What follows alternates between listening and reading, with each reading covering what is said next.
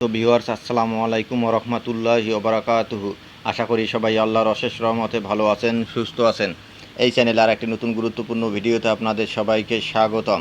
আজকে আলোচনা করব এমপিওভুক্ত শিক্ষকদের কল্যাণ সুবিধার টাকা প্রাপ্তি সহজ করার উদ্যোগ। বিস্তারিত থাকছে ভিডিওতে। এই ভিডিওটি দেখার আগে যারা এই চ্যানেলে একদম নতুন তারা অবশ্যই চ্যানেলটি সাবস্ক্রাইব করে পাশে থাকা বেল আইকনটি প্রেস করে দিন। আর যারা ইতিমধ্যে সাবস্ক্রাইব করেছেন তাদেরকে জানাই অসংখ্য ধন্যবাদ। এমপিওভুক্ত শিক্ষকদের কল্যাণ সুবিধার টাকা প্রাপ্তি সহজ করার উদ্যোগ।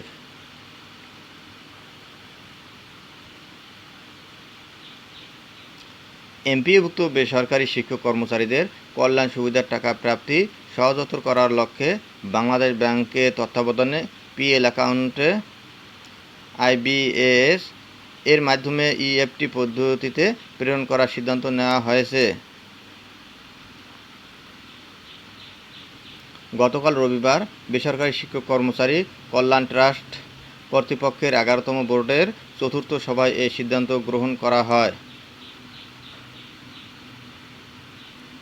বিদ্যমান ব্যবস্থায় বেসরকারি শিক্ষক কর্মচারীদের নিকট থেকে সংগৃহীত চাঁদার টাকা সরকারি কোষাগার থেকে মাওসি, মাদ্রাসা ও কারিগরি মহাপরিচালকের অ্যাকাউন্টে জমা হবার পর সে অ্যাকাউন্ট থেকে কল্যাণ ট্রাস্টে নির্ধারিত ব্যাংক অ্যাকাউন্টে তা ট্রান্সফার করা হতো।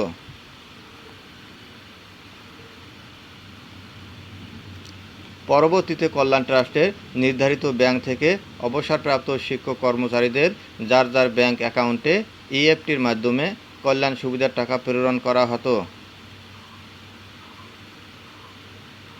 আইবিএএস এর সাথে সমন্বয়ের ফলে এখন থেকে শিক্ষক কর্মচারীদের চাঁদার টাকা বাংলাদেশ ব্যাংকের তত্ত্বাবধানে কল্যাণ ট্রাস্টের পিএল অ্যাকাউন্টে জমা হয়ে ইএফটির মাধ্যমে স্বয়ংক্রিয়ভাবে সরাসরি আবেদনকারী শিক্ষক কর্মচারীদের ব্যাংক অ্যাকাউন্টে জমা হয়ে যাবে।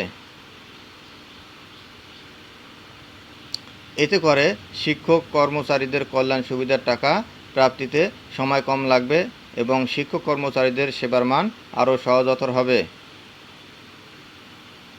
কল্যাণ ট্রাস্টের বোর্ডের সভায় 2024-25 অর্থ বছরে 1,40,7,98,784 টাকার বাজেট অনুমোদন করা হয়।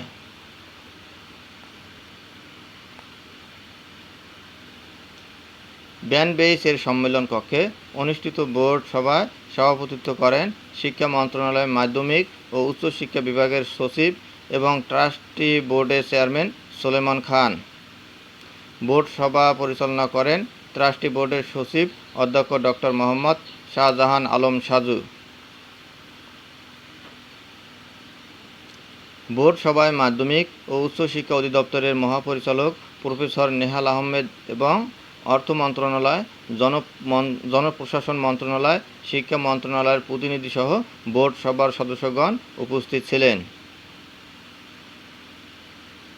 ধন্যবাদ জানিয়ে বিদায় নেওয়ার আগে আবারও অনুরোধ জানাই, যদি ভিডিওটি ভালো লাগে এবং সর্বশেষ শিক্ষামূলক আপডেট ভিডিও পেতে চান তাহলে অবশ্যই চ্যানেলটি সাবস্ক্রাইব করুন। ধন্যবাদ সবাইকে।